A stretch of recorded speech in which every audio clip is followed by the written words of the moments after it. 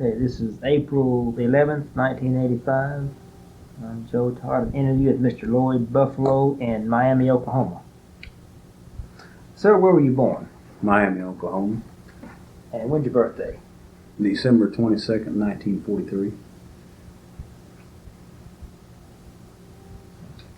Who's your father? Arthur Buffalo, sometimes referred to as Arthur R. Buffalo. And your mother? Pauline Clarkson Buffalo.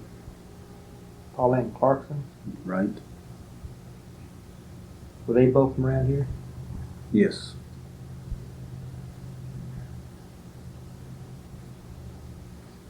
Okay, were both your parents Indian? One is full-blood Quapaw, the other is part, but she basically denies that she grew up basically at a time when it wasn't popular to be Indian. She's never changed her ways. So she was part Quapaw and No, she's part Choctaw. part Choctaw. Where's she from? She's from Baxter Springs, Kansas. Choctaw from Kansas. Originally from down around Texas, so Yeah. her family came from around Durant area. Oh yeah. That's where the tribal office is. Durant. What kind of work your father do? My father never worked a day in his life. He was, even on birth certificate, he was classified as a capitalist. A capitalist. Right. He was one of the fortunate members of the Quapaw tribe who owned interest in the lead zinc mines in the area. Now, was your father one of the allottees? When they I allotted the land? don't believe so, but he was born around that time of allotment. He was born in 1890, July 6, 1890. When did they allot this land up here?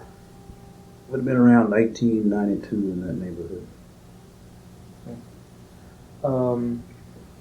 Now the Quapaws are known as the downstream people. It's what I've always been told, that basically Quapaw means downstreams. And I've also been told that may have been a branch of the Omahas, and the fact that the word Omaha can basically be translated as upstream people. Where does that come from, downstream people? Why do they call that? Oh, you mean the story of basically the Quapaws came up the Mississippi River and then they split with different bands and they came basically downstream. The others went upstream, what I've always been told. Now so they were in the Mississippi Valley? Right. What, around Louisiana, that area? That's my understanding. Okay. Now, when they moved upstream, was that a forced removal or was that on their own? I believe it was on their own, from what I've been told and what I've read. What time period is that whenever they moved? I really couldn't say, but I would think it'd be in the neighborhood of the late 1700s. And I understand they moved to Arkansas at that time. Arkansas, around Pine Bluff and that area through there. Okay. And then when were they brought to Oklahoma?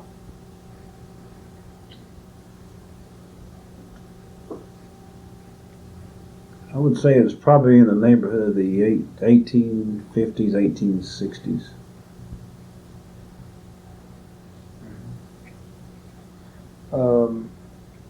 Now, was that a forced removal when they came to Indian Territory? From what I'm told, it basically was a forced removal.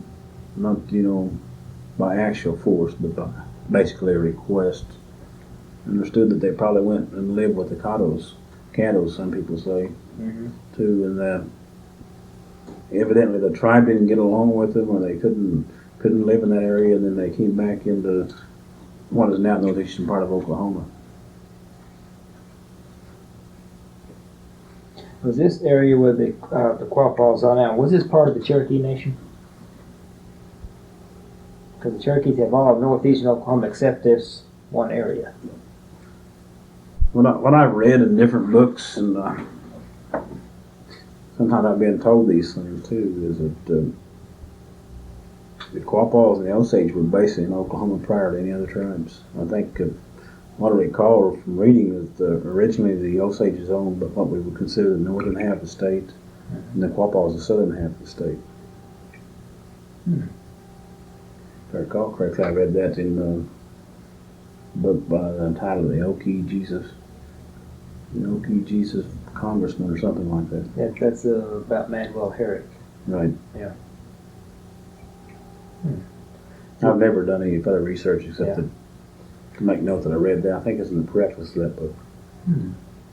But also, what I've also read is that basically the Quapaws were the first one in this area, and it was split up among the other tribes in the area.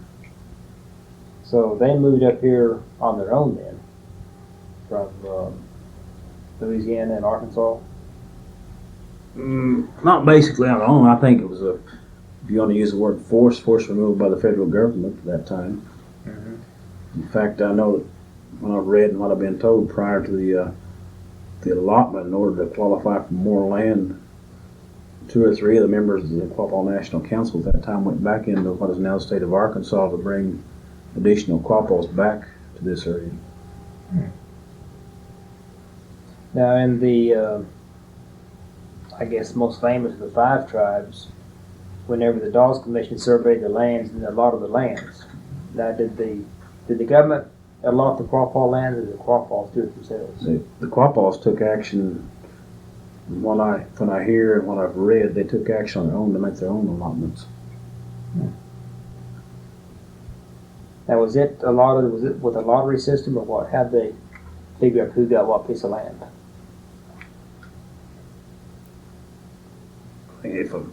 I really don't know, but what I've heard is the National Council actually allotted it. I think they really did allotments twice. I think originally it was 40 acres, and then they came back later and other people got additional lands. Did Quapaws have a clan system? Yeah, but I really couldn't tell you how many clans they had. What clan are you a member of? Buffalo. Buffalo clan. Well,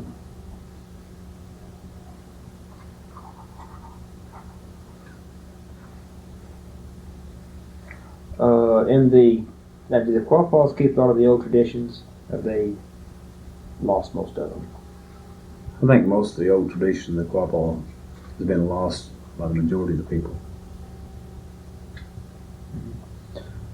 And I guess what I'm thinking of, like in the marriage, can you marry a member of your own clan? You have to go outside the clan to marry. Really, I can't answer that question because I never really heard anything in regards to that.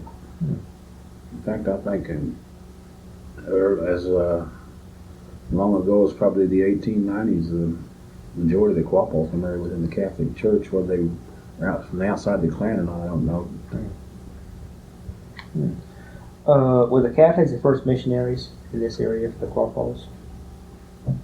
I can't really say that they were the first, but I know they had during the time of the allotment, they had a lot of impact upon the Quapaw tribe. In fact, the Quapaw tribe even allotted a 40-acre piece of land to the Catholic Church. Who was the man that came down from Kansas? What was his name? Mr. Whitebird mentioned him when he came down and helped him allot the land. You're probably referring to Samuel Abrams. I think that's right. Okay. It's a name I remember quite frequently. I think it's a place out northeast of Quapaw, what they refer to as Abrams Hill. In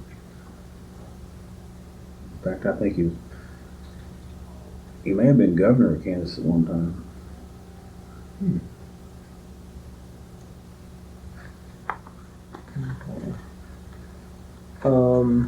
The Quapaw boarding school. Do you have any history of that, of when it was founded? I know what the Quapaw boarding schools had. I saw pictures of it. I really don't have any knowledge when it was founded. It had to be around the time of the allotment, because I think there was the original allotment went to the Quapaw boarding school. I assume you're referring to boarding schools. What I refer to as Devil's Promenade to the north, and then there was St. Mary's of the Quapaws, be to the southeast of that area. Yeah, this is, Alderson McWater said her mother went to the Quapaw boarding school. Yeah, there's a place there called, it's a dairy now, I can't think of the name, Holder's Dairy. Holder's Dairy? Mm-hmm. Now, is that in Lincolnville or is that in Quapaw? That side of it? It would be probably about a third of the way from Quapaw to where Lincolnville formerly was. Hmm.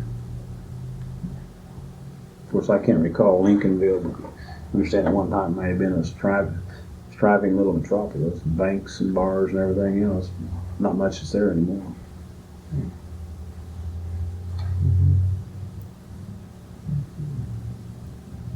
But the most I can remember is Lincolnville. I have a deceased older half-sister who I recall when I was younger. I've got twin niece and nephews, probably about 32, 33 right now, and at the time they were just mere infants. She lived in what was the old Lincoln Fields grade school. I remember being in that building. Yeah. Hmm. I guess Lincolnville, was that named for President Lincoln? I have no idea where it came from. I think it was just one of those little towns that popped up like Dalpit and Century and Pottsville, all through the lead and zinc area. Mm-hmm. Any reason why the government moved the 8 tribes in this area? The Seneca, Cayugas, Quapaws, Peorias, Ottawas? I really don't know why they moved here. I think it's just part of the westward movement of all the Indian tribes, just to make room for the non-Indians to settle land. Just to get them out of the way? Right. Have you heard anything about the Crawfalls resisting moving to this area from Arkansas? I don't know what is resistance, as a tribe as a whole, but I know that there's a lot of Quapaws that remain in Arkansas. Like I mentioned a while ago, even at the allotment time, that some of the members of the Quapaw National Council went back into Arkansas to bring people back to this area. How many tribal members are there now in the Quapaws? Just a little bit under 2,000. 2,000. We had in excess of 2,000 until about a year and a half, 2 years ago. And then 2 of the other tribes in the area had big claims coming up, and sometimes the money outweighs your feeling towards your tribe. Because the Quapaw tribe has a lot of mixed, you got Quapaws and Quapaw Peoria, Quapaw Ottawa. Mm-hmm. In fact, my wife's Quapaw, Modoc, Eastern Shawnee, Peoria, and Leah. Now, can you be enrolled in only one tribe? That would depend upon the individual tribe's governing document. The Quapaw tribe allows for dual membership. In fact, I think almost all tribes in this area, except for the Peorias and the Miamis, are specific on that. Mm-hmm. So most of these lead and zinc mines were they on Quapaw land? The biggest majority of them were on Quapaw land. The ones in Oklahoma now, you had some up through Kansas and through Missouri, up around the Joplin area. Mm-hmm. When or how, I guess, did they first discover this lead and zinc up here? I really don't know, but it was on the first major discovery was in what they called, at that time I think it was Hattonville, now Commerce.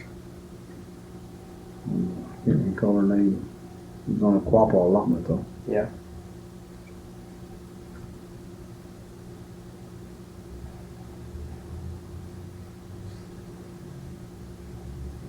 Did many Quapaws work in the mines? Not to my knowledge. The biggest part of them probably had an interest, not the biggest part, but what I mean by that is a lot of the family, they shared what they got from the mines with other families. Mm-hmm. Of course, the Osages, all their royalties are held in common. Were the Quapaws that way?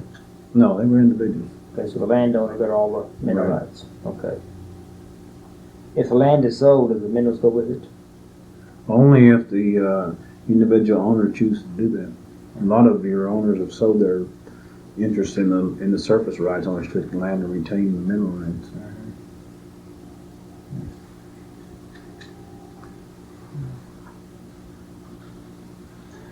Can you recall offhand any of the old traditions that are still held in the Quapalls?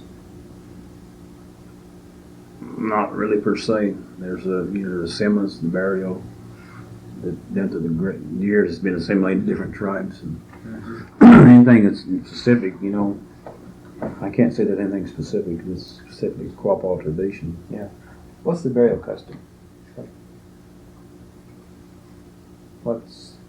You say that something in the burial custom that the Quapaw still do?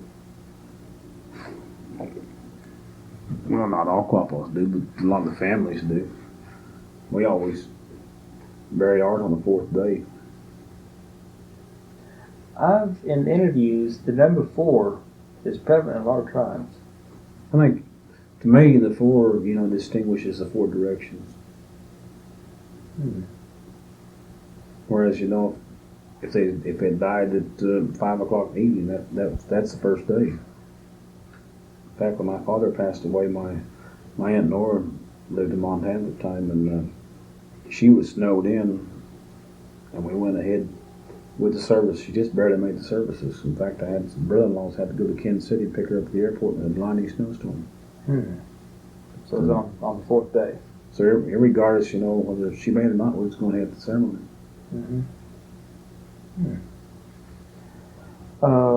You had the green corn ceremony? No. I think probably at one time the Quapaws had something similar to the green corn, but not anymore. Okay.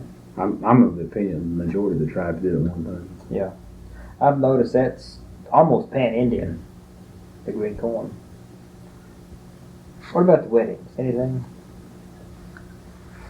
I can't recall anything about any traditional weddings among the Quapaws. And like I mentioned a while ago, I think it was a Dardine that got married by a Catholic father back in the 1890s. Is the earliest marriage I've read anything about.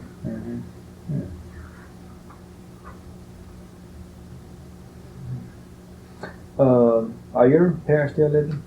My mother is. My father passed away in 1974. 74. And he was known as a capitalist. Right. That's interesting. Even when I was growing up in junior high and high school, first part of high school years, he had a guardian. I guess you would say they classified him as incompetent and had to go sign vouchers, etc., to get money. I can recall one thing real distinct, just about, must have been in the 8th, maybe 7th grade in school. Been the latter 50s. At that time, still some lead and zinc royalties coming in. And we lived in Glen, and we went over to the Citizens Bank there in Joplin, Missouri. It's on 7th Street.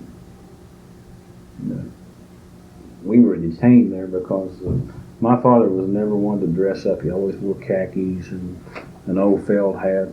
You wouldn't think he had a cent in his pocket.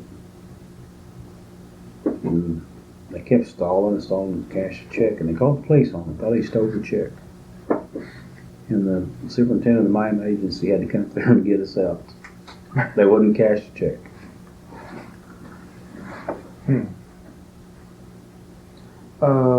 When were those mines opened?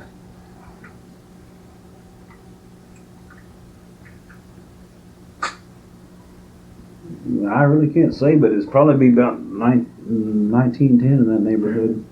Not a real big mining at that time, just starting to get discovered and progressed on through the years. I think it was the latter 50s when they really shut down because I think the price. I think old Tom Kaiser went to Washington, did a lot of lobbying, tried to help the lead and zinc mine in this area, and it just kind of gradually went down to nothing, and then the water took them over. Is there still lead and zinc up here? I'm sure there's still some in the ground, but I don't think in the present mining system that you could really get it out. How did the Depression have a big effect on these mines, 1930s? Not that I'm aware of. It's really hard to express a first person point view when that time you weren't alive. Yeah, You that's just have to true. rely upon the Yeah. memory. Where was your father's allotment? Where was it located? You said that he was getting royalties off the mine. Well, he had royalties off several different pieces. He obtained ownership through heirship from members of his family. Okay. Is that up in the picture area? They were scattered from east of Spring River through the Pitcher, Carden. St. Mary's School over here, St. Mary's Academy. When is it opened?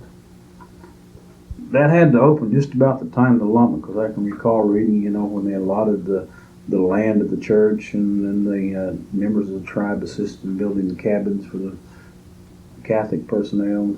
Mm-hmm. And that closed apparently because Mrs. Brock said that she was 12 or 13 when it closed, and she was sent to Carlisle. So it wasn't open that long apparently. No, I don't think it was open very long at all. In fact, there's still.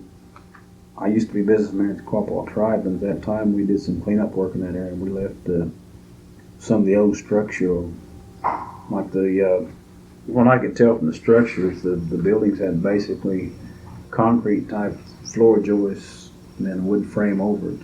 And there was an old chicken coop back on the south corner, and there was one small structure there that was basically intact at the time. We're talking about 10 years ago. I haven't been out there lately, but I'm sure most of it's probably gone. But it was a rock and concrete type structure. I assume it was some kind of living quarters or something. And then there was a rock urn which evidently stood in front of the school itself. I don't know whether it was for holy water or a flower pot or what, but I've been told both versions. But we left that intact at the time. At one time, the tribe had planned on taking that urn to the Catholic Church, and I don't know whatever happened to that. Well, where is the site of that school, St. Mary's? Where's that located? It's approximately 3 miles southeast of Quapaw.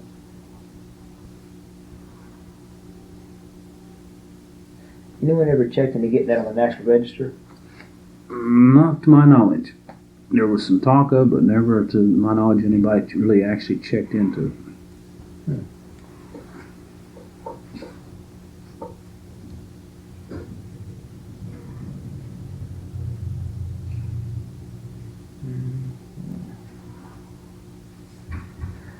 Your aunt mentioned that when they closed St. Mary's, she was sent to Carlisle, Pennsylvania. Carlisle Institute, I think was the name of it. Yeah. Why Pennsylvania? Then why not Chilocco or Haskell or someplace closer? Any idea for that? I have no idea. I understand my father went to Carlisle also, but I have no knowledge of why they sent him there. I think at that time there was an effort by not only the church organization but the federal government to basically force the Indian people, whether it be Quapaw or any other Indian, into assimilation into the white society. Yeah. Mm-hmm. How many Quapaw speakers are left?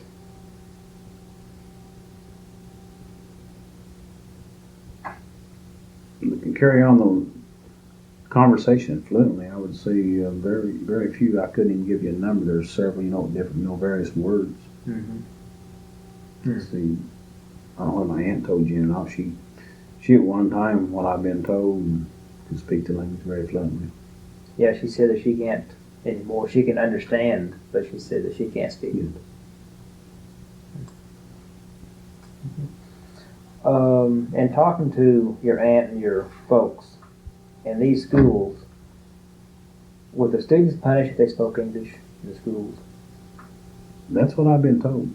Kind of the old slap on the knuckles with a ruler or a blackboard pointer. That's not so long ago that people, even when I was in the 4th grade, not because I spoke a language which I didn't, that was also a mild form of punishment back from, 20, 30 years ago. Yeah. I'm sure it still occurs right now. Mm-hmm. I remember that.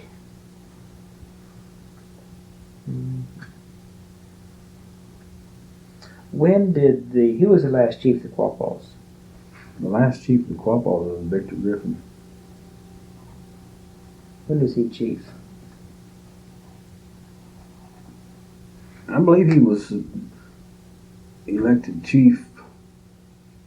And I'd say, I can't recall, I keep seeing 1926 and 1929 pop up in my head in that neighborhood there.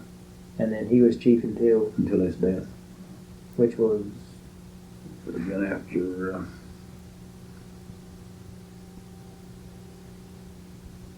it would have been after 56. I don't know when he died, but even when the Quapaws went into another resolution form of government which established the business committee, he was basically recognized as chief at that time. Why did they decide to go to the business committee? Actually, from what I can read, that and I can recall, being young at that time, they went out to the college out here at NEO, Northeastern Oklahoma A&M here in Miami, in the old auditorium out on college, and there were some really heated arguments about that business committee. And I think the primary reason was that the federal government didn't recognize that the Quapaw tribe had a government, because there was, what I can read and what I've been told, that he really had no records of an election occurring for the chief or any council. And if I recall correctly, the woman from tribal operation at the time was Maureen Wadley, it seemed like the name. And they basically wrote the document for the tribe, and it was a matter of at that time there was a claim pending for the tribe, and based on what I understood, if the tribe didn't accept a written form of government, they just forestalled the awarding of the claim on a per capita basis. Okay. Did the Quapaws ever have a hereditary chief?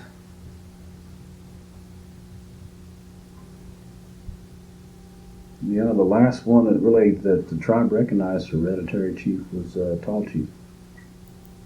Tall chief. What was his first name? I think his name was Louis Angel. Now there's some Osage tall chiefs too. Yeah, and I can't see whether they're related or not, because you get down the Osage country, you got Osage Creek Quapaw Creek. And you got a Quapaw Sand and Gravel Company in that area. In fact, I think it was started by Tom Kaiser. But see, a lot of the Quapaws lived among the Osages for a while, and then referred to them as the Quapaw. And that's how, in fact, we got one family in the tribe, their last name's Quapaw, and I think that's probably how they derived at their name. When did they go from the hereditary chief to the elected chief? When or why? Yeah, well, both. When and why? I really can't say when. I think that probably Victor Griffin was probably elected in, like I said, in 1926, 1929 time there. But why they did that, I don't know. When did Mr. Tall Chief die? I really can't recall. It was probably before my birth, because all I can remember is when Maud Supinall, Grandma Supinall, was always, give out the names. Okay. She named the kids? Right. Okay. Are there any Quapaws left that named the kids? Not to my knowledge. I think some of the families have arbitrarily picked up names as, from their own family and given to their kids to try to carry on tradition. Now, what's your position with the tribe now? I don't work for the Quapaw tribe anymore. I was a businessman for some time, but right now I'm elected vice chairman of the business committee. And what do you do as vice chairman? Well, the tribal government is set up under a business committee form of government. There's 7 members, and basically 3 officers: chairman, vice chairman, secretary, treasurer, and 4 committee members.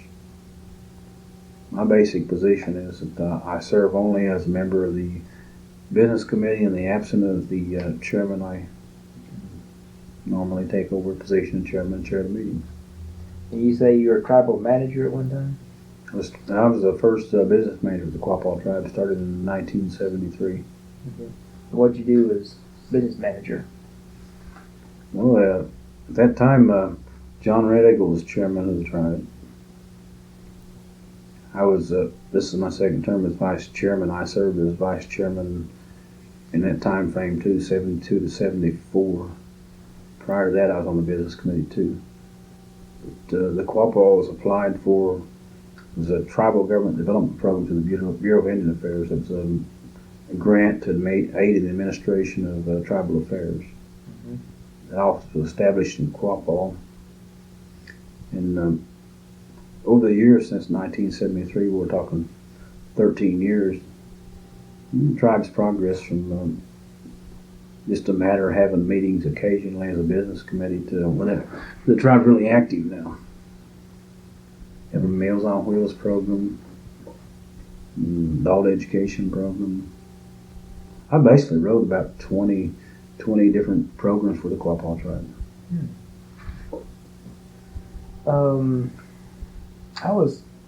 Does each tribe have its own tribal office? Yes. Like this is.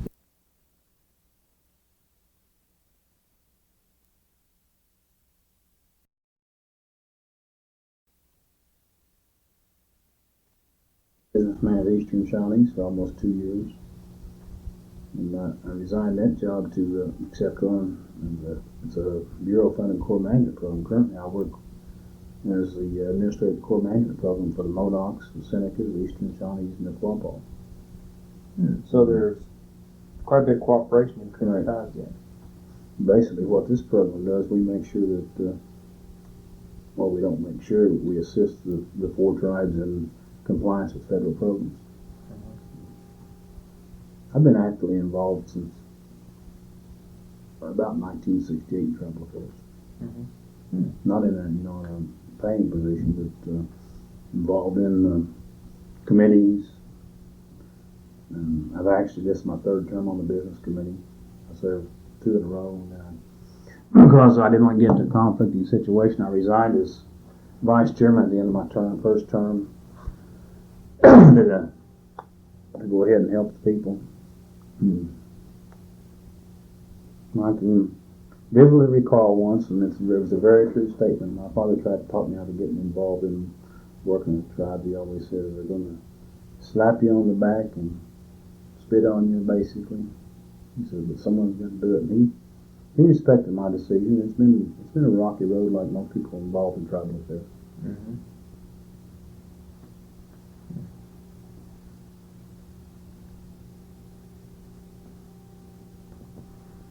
Are there any Indian schools left in this area? No, the last one was Seneca Indian School that closed about 5, 6, 7 years ago. I can't recall the exact date. I should because my wife worked there. Okay. Did you ever attend school there? No. You always went to public school? Always went to public school. What year did you graduate? 1961. 1961. What, Miami? Galena, Kansas.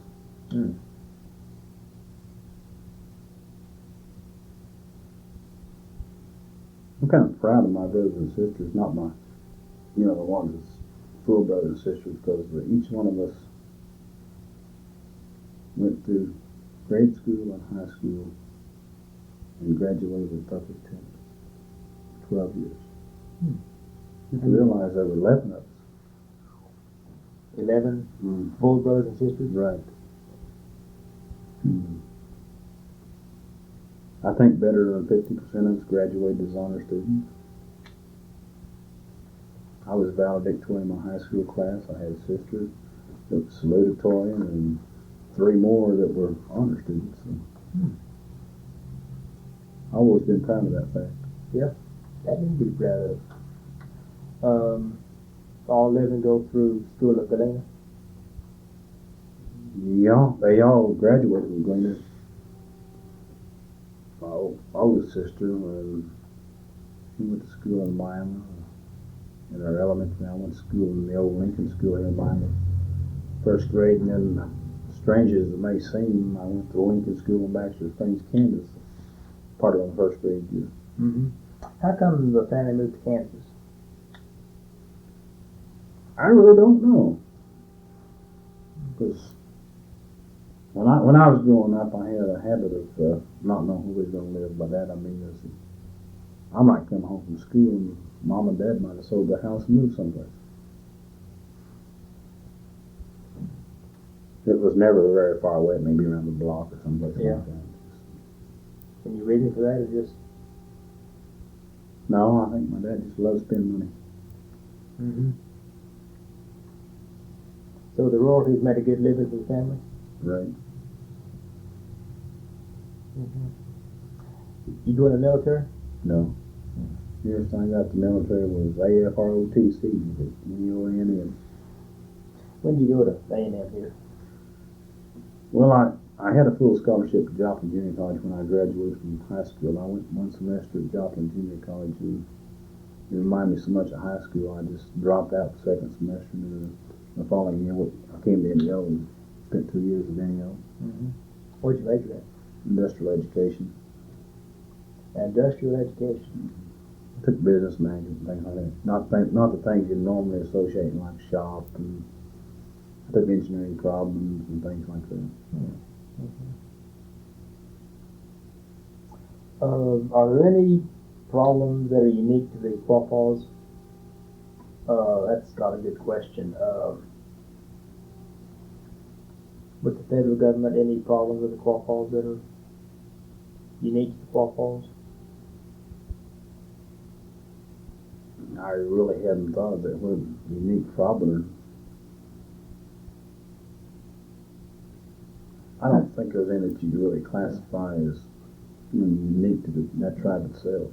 How do the Quapaws view the BIA? How do the Quapaws view the BIA? Mm-hmm. I think it's going to depend on who you talk to. I personally view the BIA as a servant, if you may, to assist the tribes. I've always enjoyed the pleasure of being able to get that assistance and cooperation from the BIA for the past 13, 15 years. And, other people would probably tell you a different story, that the BIA hinders them. Certainly they do in some cases hinder you, but I think that probably that I'm of the newer generation that realizes the Bureau of Indian Affairs and Health Service have rules they have to follow, and it doesn't do any good to go in and stamp your feet and pound the table anymore. Probably more so since my wife's an Indian Health Service employee. Yeah. Where does she work? She works at mine, the clinic out there. Yeah. What's her name? Lloyd Buffalo. Okay, what was her maiden name? Her maiden name would, on her birth certificate says Dixon. Mm-hmm. Her mother was a Greenback. Where have I heard that name? I think George mentioned it. See, Walter King you mentioned earlier was, Yeah. he came from Greenback. Okay, that's where. She may have mentioned Amy Greenback Carpenter too. Yeah, right. Okay. My wife's grandfather's Jack Greenback. He's in Quapaw Modoc. Mm-hmm. Let me see. Anything more on tribal history that?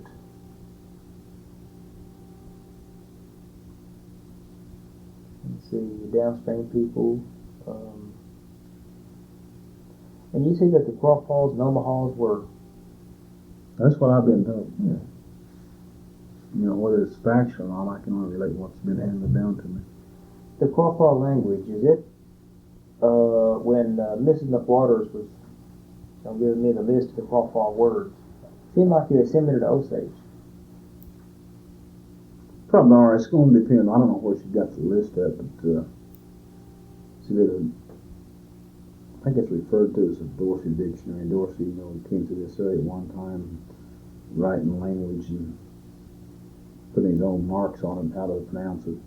I have saw mimeographed copies out of the Smithsonian, what they call the Dorsey Dictionary for the Quapaws. Mm-hmm. And in the mid to latter 70s, the Quapaws worked at the Oklahoma Indian Affairs Commission. I believe it was Dr. Rankin from KU. At that time, the Quapaws basically develop an alphabet. I don't know whether you ever saw that. It's a little orange book called the Ogothpa. What's the name of it? Ogothpa. Ogothpa. Oklahoma Music Fair should have a copy. If not, I believe it. I'm sure the Quapaw Tribal Office got one. In fact, there's one here in this office. You can pause it and I can show you basically what they develop on the alphabet. So you know, there has been an effort made to try to recover the language.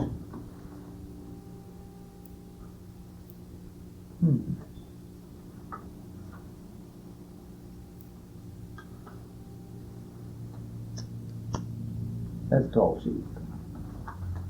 Yeah.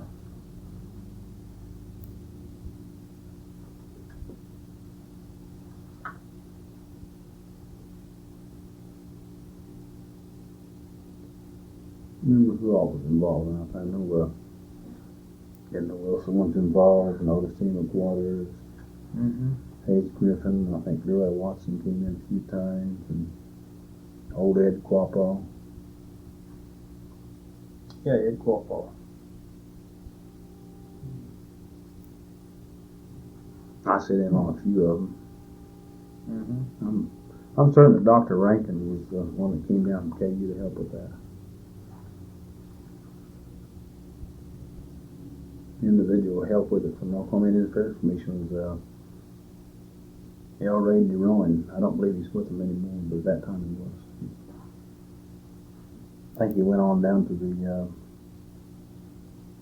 Flaming Rainbow University in Carlisle.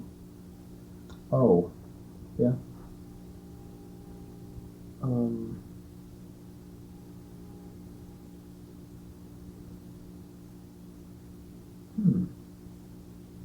It's a good book.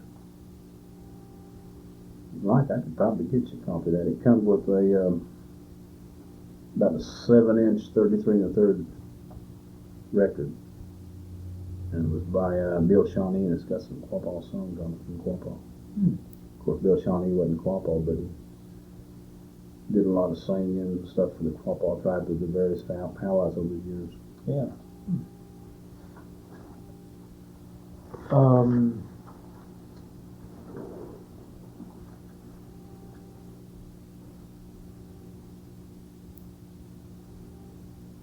Okay, now, is the working for the tribe, is this your full-time job? Right.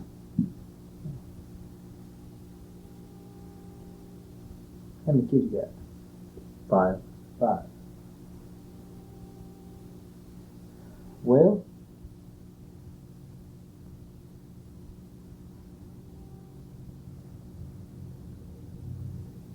I can't think of anything else.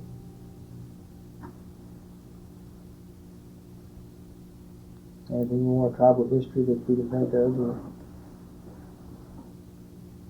Can't really think of anything right now. I probably will after 2, like most people do. You know, I don't feel like the years I put in helping the tribe has been wasted. I can see a lot of progress being made, and I can't take all the credit for it because there's always been other people involved. Well, everyone I've talked to, they've always had good things to say about you.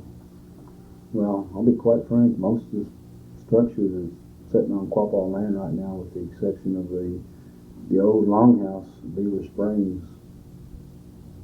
I probably designed every one of them. Back to the tribal office, my wife and I went over some after hours past midnight some evenings working on that and painting it. That was all total design on a piece of 8.5 by 14 legal pad. It's a good building. I stopped by there on the way back. When was the first contact with the Europeans in the Crawfalls? I really can't give you an exact date. If I recall, it was a French or Spanish explorer. I've read this. I want to say DeSoto. That could be because he discovered the Mississippi. Not discovered it. First European to find it. Now, I've read that someplace. I don't recall, but it seemed like it was DeSoto. Yeah, if they're in the Mississippi Valley, that'd probably be incorrect, because that's, You know, I've also heard stories that they come from the Ohio Valley too. Most of them I've heard, we deal with down around Mississippi area. is there a creation story among the Quapaw?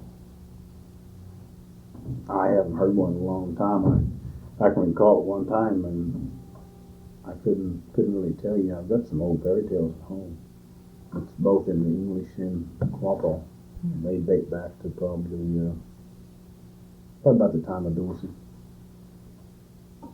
But basically, what I've heard in the way of stories and fairy tales,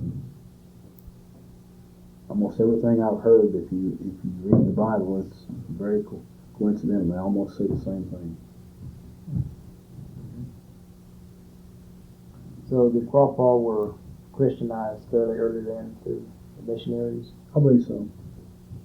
Now, of course, those stories, could have changed from the years of the Mississippi Valley up into the Oklahoma Indian Territory days too.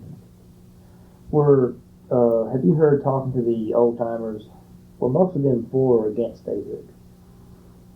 Really, none of them that I can recall have ever mentioned it. I really never thought about it. I can't ever recall my father ever talking about it either. I can remember him talking about when he was younger that they had some kind of a big picnic up in the Baxter Springs, Kansas area along Spring River, and he's told me about how he went up there in the horse and buggy to the picnic. I think he went, at that time he's deceased now, but I think he went Alice Gilmore. There was a movement at one time. In fact, they had the convention in Muskogee in 1906 called the Sequoia Convention. And they tried to make Indian Territory the state of Sequoia. I recall reading that. And I was just wondering if any of the Quapaws took part in that. You've heard about it. I can't recall anything about it. Well, I think we have a good interview. Nothing else I can think of. Anything else? I can't think of anything else. If I do, I'll let you know. Okay. I'll try to get you a copy of that book. Okay, good. Thank you.